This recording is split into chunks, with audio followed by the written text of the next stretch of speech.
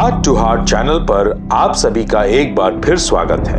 आज से हम एक नई सीरीज की शुरुआत कर रहे हैं, विक्ट्री इन क्राइस्ट। इस सीरीज में विश्वास के बहुत से योद्धा आपके साथ परमेश्वर के वचन से वो बातें बांटेंगे जिनके द्वारा आप अपने विश्वास में मजबूत होने पाएंगे।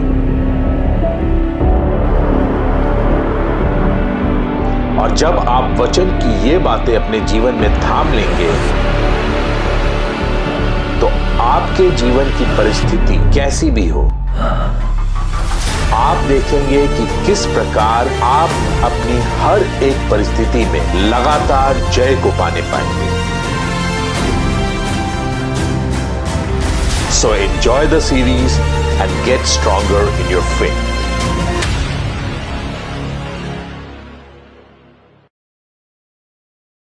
तो आज हमारे साथ हरि भैया हैं जो विश्वास की कुंजियाँ हमारे साथ शेयर करने आए हैं और अपनी गवाही जो विश्वास के द्वारा इन्होंने अपने जीवन में प्राप्त करी हैं और इनके जीवन में परमेश्वर ने बहुत बड़े बड़े काम किए हैं। तो हम हरि भैया आपका वेलकम करते हैं। थैंक यू सो मच हमारे साथ अपना टाइम देने के लिए और हार्ट टू हार्ट की टीम की तरफ से आपका वेलकम करता हूँ और आपका धन्यवाद देता हूँ कि आज आप हमारे साथ हैं। आज आप अपने बारे में हमें बताएं, अपने जीवन के बारे में, अपनी जर्नी के बारे में कि परमेश्वर के साथ आपकी जर्नी कैसी रही। ज़रूर। सो फर्स्ट ऑफ ऑल मैं धन्यवाद देना चाहता हूँ हार्ट टू हार्ट चैनल का कि परमेश्वर ने इसको बहुत आशीष दी है और मेरे लिए सौभाग्य है और मेरे लिए आदर की बात है कि आज मैं यहाँ पर आपके साथ बैठकर अपने प्रभु यीशु मसीह के साथ विश्वास में जो हम बढ़ रहे हैं उसके बारे में शेयर कर पा रहा हूँ। तो मेरा पूरा नाम हरिहर कृष्णन अनंत नारायण है। मैं एक तमिल ब्राह्मण अय्यर परिवार से हूँ और आज से 13 साल पहले मैं बेंगलोर शहर में काम कर रहा था। वहाँ पर मेरे एक कलीग ने मुझसे प्रभु यीशु मसीह के बारे में बताया और जब मैंने यीशु मसीह के बारे में तो पहले भी कई बार सुना था, लेकिन ये अपनी कलीसिया में जो टीचिंग्स थे उसको बार बार मुझसे शेयर करते थे और मेरे अंदर एक क्यूरियोसिटी बढ़ने लगी। 2013 फरवरी में मेरा प्रभु यीशु मसीह के साथ आमना सामना हुआ, उनके साथ साक्षात्कार हुआ और उस हफ्ते मैंने प्रभु यीशु मसीह को अपना जीवन दे दिया। मेरे परिवार वालों ने मुझे एक्सेप्ट नहीं किया था उस समय और मेरे भाई को बहुत ही ज़्यादा विरोध हुआ मुझसे, लेकिन मैं प्रभु का धन्यवाद देता हूँ कि प्रार्थना के द्वारा 2 साल के अंदर उनका हृदय बदल गया और उन्होंने मुझे रिसीव कर लिया, उन्होंने मुझे एक्सेप्ट कर लिया। लेकिन वो मेरे लिए विजय का पहला पड़ाव ही था। प्रभु यीशु मसीह का धन्यवाद देता हूँ कि उन्होंने मेरे जीवन में बहुत ही अभिषिक्त पासबानों और परमेश्वर के दास दासियों को लेकर आए, जिनके द्वारा मैंने बाइबल पढ़ना सीखा, प्रार्थना करना सीखा, पवित्र आत्मा के अभिषेक को जाना। लेकिन सच में जीवन में जो बदलाव शुरू हुआ वो 2019 में शुरू हुआ जब परमेश्वर की आत्मा मुझे FOLJ चर्च में लेके आई। तो अप्रैल 2019 से मैं FOLJ चर्च में जुड़ा और उसी समय परमेश्वर के राज्य में कोई कोइंसिडेंस नहीं होता, उसी समय वहाँ पर फेथ सीरीज़ शुरू हुआ था और उस श्रृंखला के साथ साथ मेरे जीवन में बहुत सारे बदलाव होने शुरू हुए और मैं परमेश्वर का बहुत धन्यवाद देता हूँ। साथ में अपोस्टल अंकित साजवान जी का धन्यवाद देता हूँ जिनको परमेश्वर ने मेरे ऊपर चरवाहे के रूप में ठहराया है और साथ में जो भी पास्टर्स हैं हमारे ऊपर जो नियुक्त किए गए हैं, pastor Samarth, pastor Ram, pastor Yashika, pastor Devashree, pastor Monika, इनके लिए भी धन्यवाद देता हूँ कि इनके जीवनों को देखकर हम इस विश्वास की यात्रा में जय से जय में बढ़ते जाएं। कभी ना हमें अपनी प्रॉब्लम्स बहुत बड़ी लगने लगती हैं, तो आप हमें उसका कुछ प्रैक्टिकली अप्रोच बता सकते हैं कि हम उसमें विश्वास में कैसे और बढ़ सकते हैं। जी। कभी कभी क्या होता है, हम किसी सिचुएशंस में होते हैं तो हम उन प्रॉब्लम्स को बहुत बड़ा देखने लगते हैं कि यार ये तो बहुत बड़ी प्रॉब्लम है मेरे साथ, ये तो क्या हो गया। जी हाँ। और मैं तो परमेश्वर के मैं चर्च भी जाता हूँ, मैं प्रार्थना भी करता हूँ, मैं परमेश्वर वचन का भी अंगीकार करता हूँ, लेकिन एक साइड में प्रॉब्लम भी देख रहा हूँ कि यार मेरे जीवन में ये प्रॉब्लम भी बहुत बड़ी है। तो उस दुविधा में जब हम होते हैं तो ऐसी कहीं प्रैक्टिकली आपके साथ कुछ चीज़ें अगर हुई हों आपकी लाइफ में, तो आप उससे थोड़ा सा हमें इंकरेज करें या बताएं कि कैसे आपके जीवन में कार्य हुआ। जी हाँ। मैं अगर हम बड़ी बड़ी समस्याओं के बारे में बात करें तो जैसे मेरे दोस्त के पापा के जीवन में कैंसर था और साथ में जैसे मैंने कहा कि हमारे भी लोन था और कई बार हम हाँ, कई लोगों के जीवन में अलग अलग प्रकार की सिचुएशंस होती हैं। किसी के लिए उनके रिश्तों में जो कलेश हो रहे हैं वो बड़ी समस्या लगती है। किसी को अपने काम में अगर तरक्की नहीं मिल रही है वो बड़ी समस्या लगती है। तो हर किसी का एक सिचुएशन अलग होता है। जी। ये जो बाइबल हमारे पास है, परमेश्वर का वचन जो है, उसमें हमारे जीवन की हर एक समस्या के लिए उत्तर है, लेकिन हमें उनको खोजने वाला बनना पड़ेगा। तो प्रैक्टिकली अगर हम बात करें, हमें दिन में कम से कम थोड़ा समय निकाल कर, मान लीजिए 1 घंटा, हाँ, निकाल कर परमेश्वर के वचन में ढूंढना है, पवित्र आत्मा की सहायता लेकर कि हे पवित्र आत्मा, मुझे आज वो वचन दिखा दे जो मैं अपनी इस परिस्थिति में यूज़ कर सकूं, जिससे मैं इससे छुटकारा पाऊं या इससे मैं जय पा लूं। तो सबसे पहला हमारा सहायक है पवित्र आत्मा जी। और पवित्र आत्मा से बस हमें मुंह खोलकर बोलना है। वो भी एक आत्मिक रीति में जीवित व्यक्ति ही है जो हमारे अंदर वास करता है। और जब हम बाइबल खोलकर वचन पढ़ने लगते हैं जी, तो पवित्र आत्मा हमें उस समय ज्ञात कराता है कि यहाँ पर रुक जाओ, इसी वचन को अपने मुंह में रखकर उसको बोलने लग जाओ। तो पहली कुंजी जो हमारे लिए बहुत ही एक प्रैक्टिकल तरीके से हम देखें, बाइबल खोल के पढ़ना, उसको ज़ोर से पढ़ना। जैसे बच्चे स्कूल में जाते हैं जी।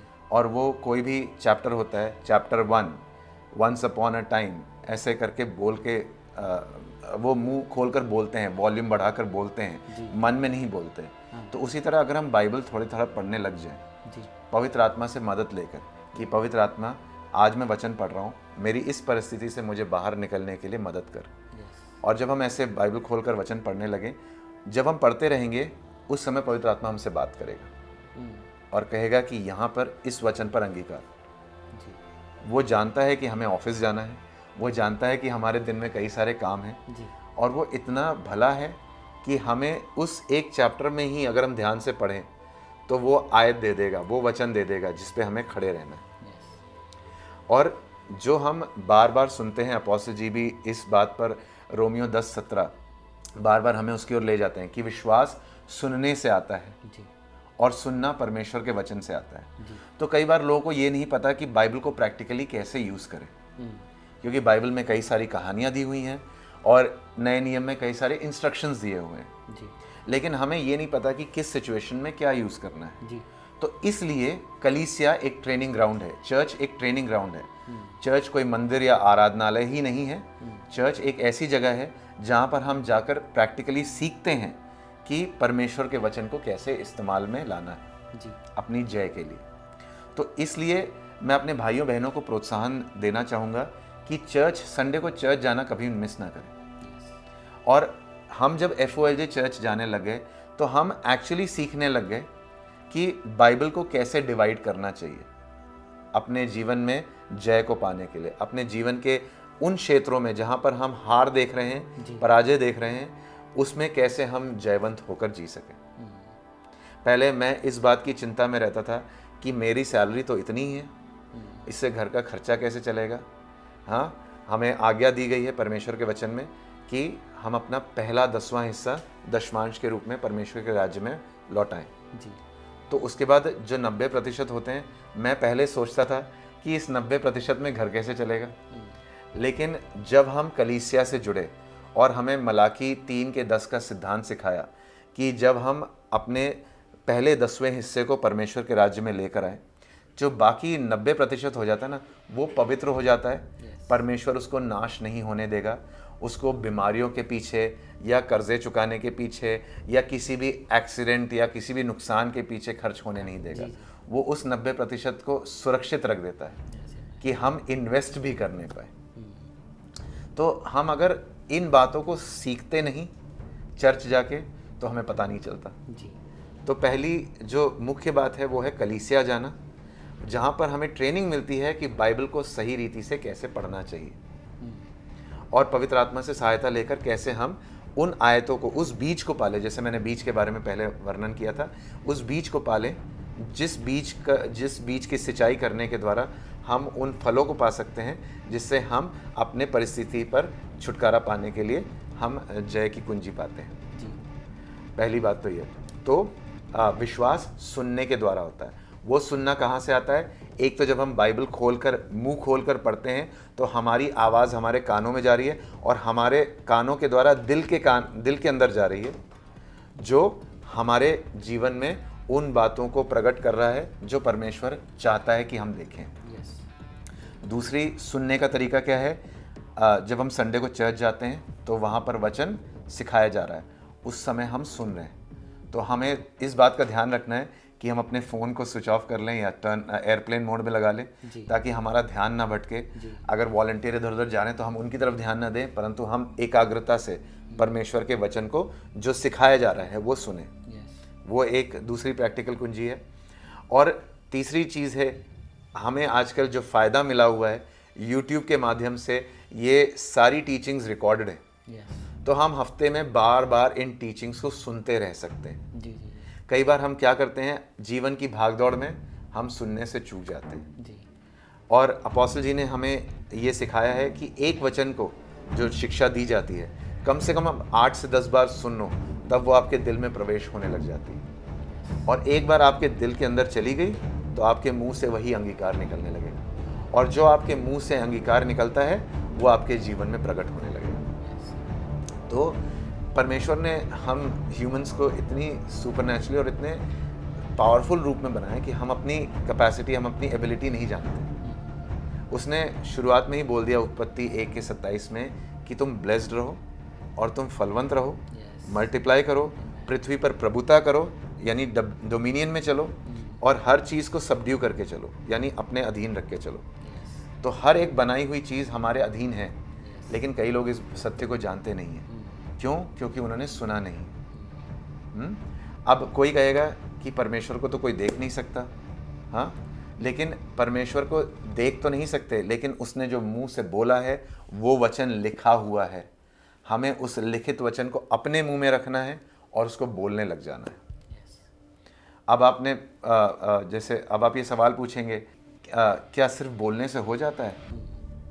हाँ, बाइबल में ये सत्य लिखा हुआ है कि जीवन और मृत्यु की सामर्थ ज़बान में, हमारी जीभ में है जी। और जो इसको काम में लाना जानता है वो उसके फल देखेगा। तो अगर हम अपने मुंह में, अपने जीभ के द्वारा जीवन की बातें बोलेंगे, यानी परमेश्वर के वचन की बातें बोलेंगे, तो हम उन वायदों को अपने जीवन में प्रकट होते हुए देखेंगे।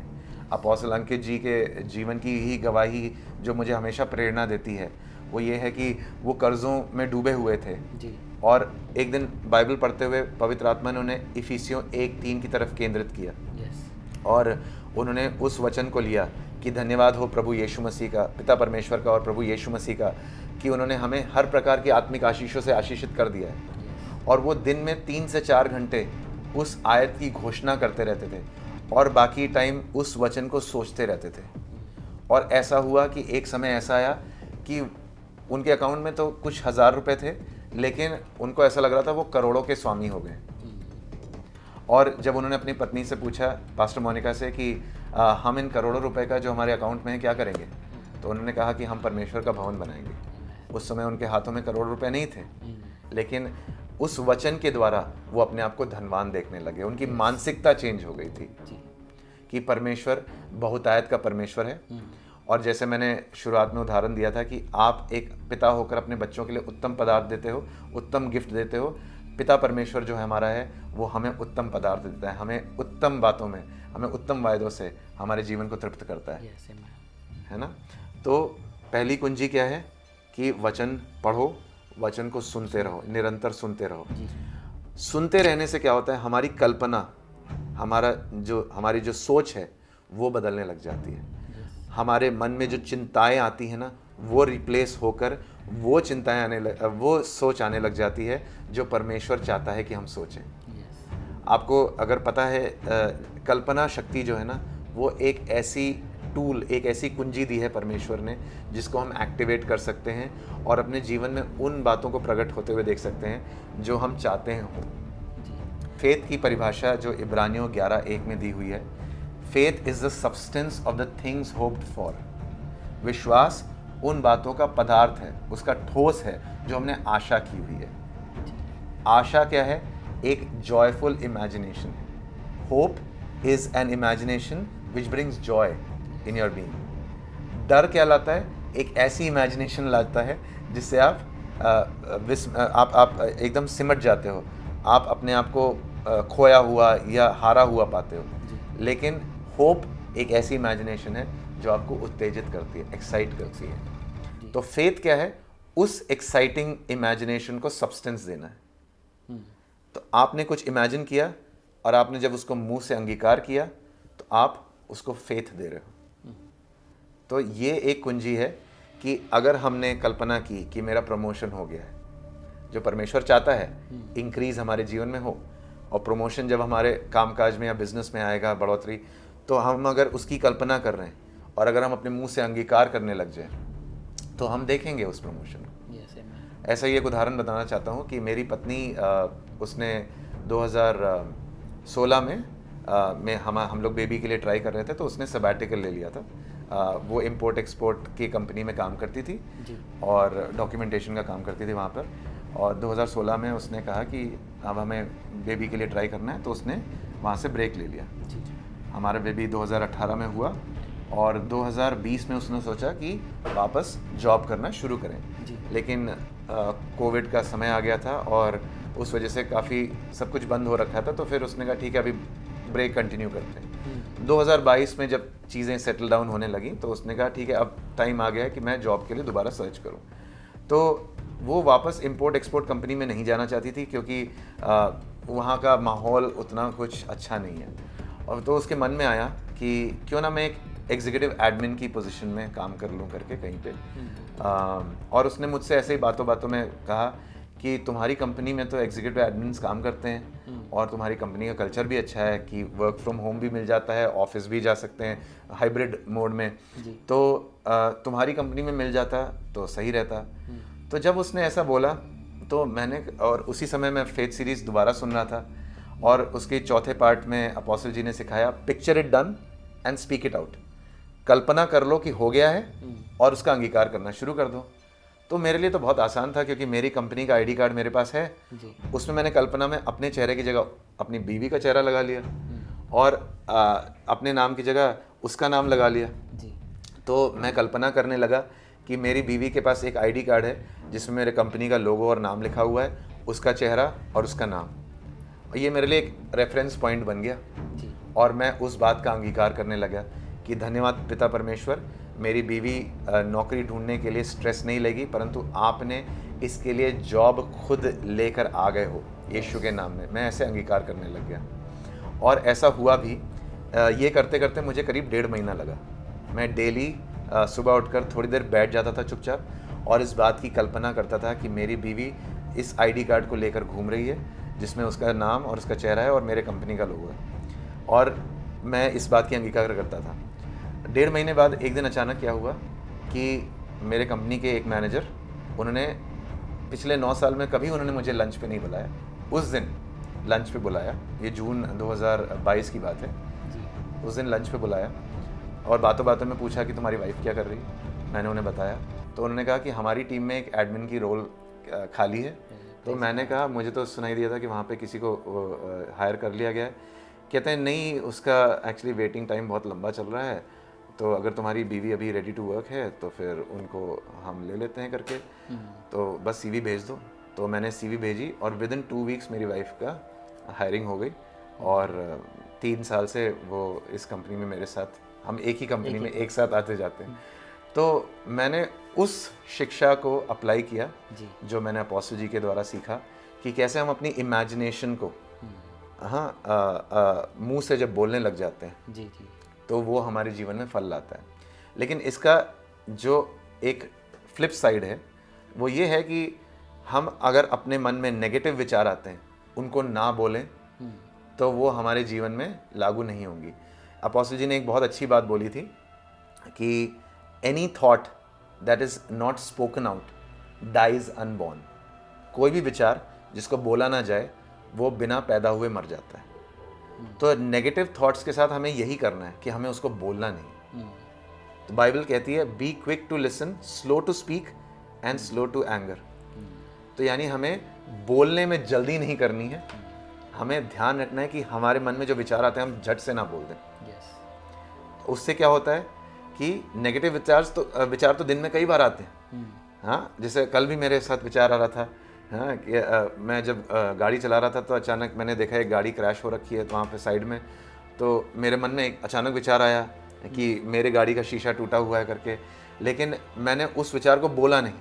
मैंने बस बोला धन्यवाद यीशु कि मेरे तरफ 1000 और मेरी दाहिनी और 10,000 गिरेंगे परंतु ये मेरे निकट नहीं आएगा।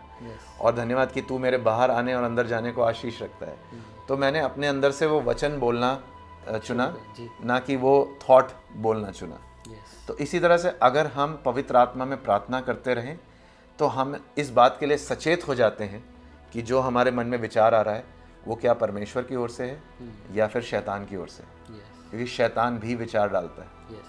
हम भजन संहिता 91 हम में से कई लोग पढ़ते रहते हैं कि दिन में उड़ने वाली तीर और रात में चलने वाली महामारी से वो हमें बचा कर रखता है। वो तीर कौन उड़ाता है? वो शैतान उड़ाता है। और वो कैसे आती है? थॉट्स के रूप में आती है। तो परमेश्वर का वचन जितना हम पढ़ेंगे और अन्य भाषा में जितना प्रार्थना करेंगे, उससे हम इस बात में दृढ़ हो जाएंगे कि परमेश्वर की इच्छा क्या है। और उसके विपरीत कोई भी थॉट आता है तो हम उसको ना बोलें तो वो हमारे लिए लाभदायक है। लेकिन जब परमेश्वर के थॉट्स हैं वो हम बोलने लग जाएं तो वो हमारे लाभ ही लाभ है। तो भैया जैसे अभी आपने हमें बताया कि विश्वास के द्वारा आपने अपने जीवन में क्या क्या कार्य किए, आपने जो विश्वास के वचनों को लिया और वो आपके जीवन में कार्य हुआ, ऐसे ही विश्वास के द्वारा हम दूसरों के जीवन में भी कार्य कर सकते हैं। हाँ ज़रूर। बाइबल में भी एक सत्य दिया हुआ है कि एक लकवा मारा रोगी था जी। उसको 4 लोग एक खटिया में उठाकर ले गए और यीशु मसीह जहाँ पर लोगों को चंगा कर रहा था वहाँ इतनी भीड़ थी कि वे छत पे चढ़ गए। उन्होंने छत फाड़ डाली और उसको उस बिस्तर को नीचे लटका दिया और यीशु ने कहा कि तुम चारों के विश्वास से ये लकवा जो है, रोगी जो है, चंगा हुआ है करके। मेरा बेटा वो अभी 7 साल का है, लेकिन जब वो 4 साल का हुआ तब उसके KG क्लास में एडमिशन होना था। और क्योंकि वो उस दौरान से गुजरा था जब कोविड था तो उसकी ज़्यादा संगति हुई नहीं थी, तो उसकी जो एक स्पीच इम्पेडिमेंट हो गई थी उस समय पे, वो ज़्यादा बोलता नहीं था और वो अपने आप में सेक्लूडेड रहता था जी। तो मुझे याद है कि जब उसका KG में एडमिशन हुआ तो स्कूल में टीचर से कंप्लेन आने लगी कि ये बोलता नहीं है, ये इंटरेक्ट नहीं करता है। हाँ, अब मेरा बेटा इतना तो बड़ा नहीं हुआ था कि मैं उसको विश्वास सिखा सकूं जी। तो मैं उसके लिए मध्यस्थ करने लगा, उसके लिए इंटरसीड करने लगा, उसके लिए प्रार्थना करने लगा जी। जैसे बाइबल में एक वायदा लिखा हुआ है कि मेरे लड़कों को यहोवा सिखलाएगा, उनके ऊपर की शांति महान होगी। तो मैं इस बात का अंगीकार करने लगा अपने बेटे के ऊपर और हमने देखा कि 3 हफ्ते के अंदर उसकी रिपोर्ट बदल गई। टीचर्स कहने लगी ये तो बिल्कुल चेंज हो गया है और ये ना सिर्फ संगति अच्छी करता है स्कूल में परंतु अब मतलब रिस्पॉन्सिव भी है और इसकी राइटिंग भी अच्छी हो गई है। तो हमारी वो रिपोर्ट एकदम से बदल गई। उसी तरह से जैसे मेरे कुछ लोग हैं, दोस्त हैं, जिनके बारे में पता चला कि उनके घर में कोई बीमार है, कैंसर के रोगी या HIV के रोगी, और हमने उनके लिए, उनको यीशु मसीह के बारे में पता नहीं था, हमने उनको यीशु मसीह के बारे में बताया कि यीशु मसीह ने हमारे लिए अपनी जान दी और वो दफनाया गया और तीसरे दिन उसने मृत्यु को हराकर जी उठा। तो जब हमने इस सत्य के बारे में बताया और उनसे पूछा कि क्या हम आपके इस प्रियजन के लिए प्रार्थना कर सकते हैं, उन्होंने जब अनुमति दी तो हमने उनके लिए विश्वास से प्रार्थना करना शुरू कर दिया, उस विश्वास की घोषणाओं को करना शुरू कर दिया और उसके रिजल्ट हमने उनके जीवन में देखे, जहाँ पर कैंसर पूरी तरह से हट गया और वो भले चंगे अब कलीसिया में आ भी रहे। तो जब उन्होंने परमेश्वर के कार्यों को देखा जी कि उनके जीवन में हो रहे हैं, तो उन्होंने चाहा कि इस यीशु मसीह के बारे में हम भी जानें, जिन्होंने हमारे जीवन में इतना भला काम किया है।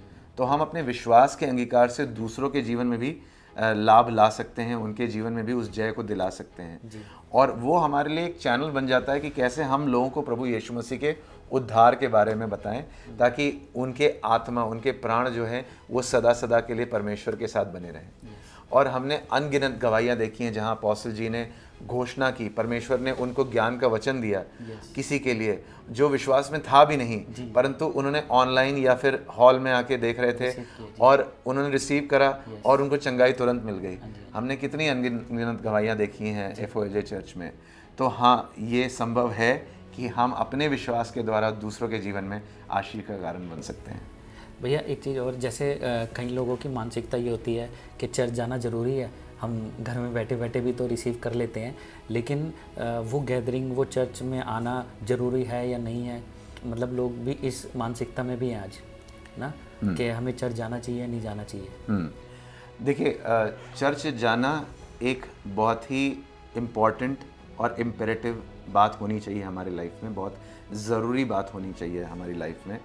आप आर्मी में अगर हों तो आप ये नहीं कह सकते अपने अफसर से कि मैं घर से लड़ाई लड़ लूँगा, या मुझे मैं घर पे रहूँगा, आप मुझे बंदूक चलाने की ट्रेनिंग घर पे दे दो। नहीं, हर जगह के एक रूल होता है, एक अनुशासन होता है, एक तरीका होता है सिखाने का। जी।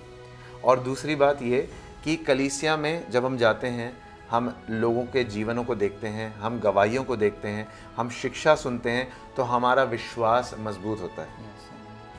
बाइबल कहती है कि धर्मी जन विश्वास से ही जीवित रहेगा। हमें अगर परमेश्वर के राज्य में जीना है तो विश्वास चाहिए, विश्वास चाहिए तो परमेश्वर का वचन सुनना पड़ेगा, और एक दूसरे के साथ संगति रहेगी तो हम एंकरेज होते रहेंगे कि अच्छा, मुझे अपने विश्वास के अंगीकार को थामे रहना है। हम एंकरेज होते रहेंगे कि अभी मेरा फल आने को है जी। वरना कई बार हम जब अपनी लड़ाई अकेले लड़ रहे होते हैं तो हताश की ओर बढ़ने लग जाते हैं, हम निराश होने लग जाते हैं। लेकिन जब हम फेलोशिप में रहते हैं, संगति में रहते हैं, तो अच्छा, इन भाई को भी इतना समय लगा अपने फल को देखने में, तो मुझे भी लग सकता है। लेकिन मैं अपने अंगीकार को ना बदलूं, मैं अपने अंगीकार को ना छोड़ूं, विश्वास के अंगीकार को थामे रहूं। तो ये बहुत ज़रूरी है। कलीसिया आना ये हमें करता है। और जैसे मैंने आर्मी का एग्जाम्पल दिया कि आर्मी में आप घर बैठे अनुशासन नहीं सीख सकते, तो जब हम कलीसिया आते हैं तो हम इस बात को समझते हैं, अधीन होना क्या होता है, सबमिशन क्या होता है, आदर देना क्या होता है। क्योंकि हो सकता है जो पासबान हैं, जो पास्टर हैं, जो अपोस्टल जी हैं, वो हमसे उम्र में हमसे छोटे हों, लेकिन अधिकार में वो हमसे ऊंचे हैं। तो हम उस अधिकार के अधीन आ जाते हैं और हम उसी अनुग्रह को, उसी अभिषेक को पाते हैं जिसमें वो चल रहे हैं। और जैसे अपोस्टल जी एक एग्जाम्पल देते हैं कि झरना ऊपर से नीचे बह रहा है, आप जब तक झरने के नीचे नहीं आओगे, आपके ऊपर वो पानी गिरेगा नहीं और आप गीले नहीं होगे। उसी तरह से तेल जो है, अभिषेक का तेल, वो अपोस्टल जी के द्वारा यीशु मसीह ने कलीसिया के ऊपर उंडेला है। भजन संहिता 133 में कहा है कि वो अभिषेक का तेल हारून के सर पर उंडेला गया, जो उसकी दाढ़ी से होकर उसके कपड़ों के छोर तक जाता है। तो जो सर है यानी यीशु मसीह, उसने अपोस्टल अंकित सजवान जी को एफओएलजे चर्च में हमारे ऊपर सर के रूप में ठहराया, और उनकी दाढ़ी जो है वो उन पास्टर्स और लीडर्स को दिखाती है जो उन्होंने नियुक्त किया है। और वो दाढ़ी के बाद कपड़े यानी छोर, ये वो मेंबर्स हैं जो इस कलीसिया में आते हैं। तो यानी एक क्रम है जिसमें ये तेल बहता है। तो अगर हम कलीसिया में आते हैं तो जो अभिषेक, जो वहाँ के पास्टर एफओएलजे चर्च में अपोस्टल अंकित सजवान जी हैं, तो उनके ऊपर जो अभिषेक है वो हमारे ऊपर भी बहने लगेगा। तो जैसे उन्होंने विश्वास में जय पाई है, हम भी विश्वास में जय में बढ़ेंगे। उन्होंने बहुतायत के जीवन को देखा है, हम भी बहुतायत में बढ़ेंगे। उन्होंने बीमारी मुक्त जीवन को देखा है, हम भी बीमारी मुक्त जीवन जिएंगे। उन्होंने एक्सीडेंट से परे एक जयवंत जीवन देखी है, तो हम भी एक्सीडेंट मुक्त जीवन देखेंगे। तो ये सारे अनुग्रह और ये सारे अभिषेक हमारे जीवन में एक्टिवेट हो जाएंगे जब हम उनके अधीन आ जाएंगे। तो कलीसिया आना बहुत इम्पॉर्टेंट है ताकि हम उस अभिषेक के भागी हो जाएं, उस अनुग्रह के भागी हो जाएं, और साथ साथ एक दूसरे के साथ फेलोशिप रखें, ताकि हम विश्वास से दृढ़ होकर और बलवंत से बलवंत होकर चलते रहें। तो आज हमने सीखा, जैसे कि भैया आपने बताया कि वचन को सुनना और उसको बोलना, जोर से बोलना, और अपने हृदय में उतारना, कल्पनाएं करना, और संगति में रहना, चर्च में संगति में रहना, और सबमिशन में आना, अधीनता के साथ। वो विश्वास के ये वो कुंजियाँ हैं जिसमें हम विश्वास में बढ़ सकते हैं। जी बिल्कुल। तो थैंक यू सो मच। और हम चाहेंगे भैया एक विश्वास का वचन आप हमारी टीम के लिए और उन लोगों के लिए रिलीज़ करें कि ये हमारा जो सीरीज़ है वो और उन लोगों तक जाए कि जो विश्वास में बढ़ें और विश्वास को सीखें, कैसे विश्वास में बढ़ना है। जी ज़रूर। तो आइए हम प्रार्थना करते हैं। यस। धन्यवाद पिता परमेश्वर, आज के इस समय के लिए, जब आपने पवित्र आत्मा के द्वारा हमसे बात करी और हमारे द्वारा उस विश्वास की कुंजियों को सिखाया जिसके द्वारा हम एक जयवंत जीवन जी सकते हैं। मैं प्रार्थना करता हूँ कि जो कोई भी इस समय सुन रहा है वो परमेश्वर की बुद्धि, परमेश्वर की विवेक, परमेश्वर की समझ और उसके प्रकाशन की आत्मा के अधीन आ जाए, ताकि उसका वचन सिर्फ लेटर्स ना हो, परंतु वो आत्मा बनकर हमारे जीवन में कार्यशील होने लग जाए। और पिता, मैं मांगता हूँ कि हमारे मन की आंखें ज्योतिर्मय हो जाएं, ताकि हम वचन को सही रीति से समझ सकें और परमेश्वर का अभिषेक जो हमारे ऊपर है वो हमें हर प्रकार के सत्य में ले जाए, ताकि हम एक जयवंत जीवन जी सकें, आज़ादी का जीवन जी सकें, दुखों, तनावों, निराशाओं और बीमारियों, कर्ज़ों, कमी घटी, इन सब से ऊपर जय में चल सकें। पिता, हम धन्यवाद देते हैं हार्ट टू हार्ट मिनिस्ट्री के लिए। हम इनको ब्लेस करते हैं पिता। इनके जितने भी काम हैं, इनके जितने भी वीडियोस बन रहे हैं, हम उसमें फलवंत होने की, उसकी मल्टीप्लिकेशन की, उसकी बढ़ोतरी की और उसके अधिकार में चलने की, प्रभुता होने की पिता हम घोषणा करते हैं आज यीशु के नाम में। और हम मांगते हैं पिता कि जो कोई भी इस विश्वास की श्रृंखला को सुने वो अपने जीवन में जय को प्राप्त करे और इन सिद्धांतों को लागू करके पिता वो अपने जीवन में जय में बढ़े पिता। और यीशु मसीह के जितने भी वायदे हैं, परमेश्वर के जितने भी वायदे हैं हमारे जीवन के लिए, उन वायदों को अपने जीवन में एक्टिव होते हुए देखे, कार्यशील होते हुए देखे, ताकि परमेश्वर के नाम की महिमा हो, यीशु मसीह के नाम की महिमा हो और जो अभी तक अंधकार में हैं वो भी उजियाले में आने पाए पिता, हमारे जीवन की गवाहियों के द्वारा। मैं इस मिनिस्ट्री को ब्लेस करता हूँ और हमारे सुनने वाले भाई बहनों को ब्लेस करता हूँ और धन्यवाद देता हूँ पिता कि आप हम सबको विश्वास के एक महारथी, एक योद्धा बना रहे हो पिता। हम सारा आदर महिमा प्रभु यीशु मसीह आपके नाम को देते हैं। धन्यवाद पिता परमेश्वर और धन्यवाद पवित्र आत्मा आज हमारी अगुवाई करने के लिए। ये प्रार्थना हम यीशु मसीह के नाम में मांगते हैं, आमीन।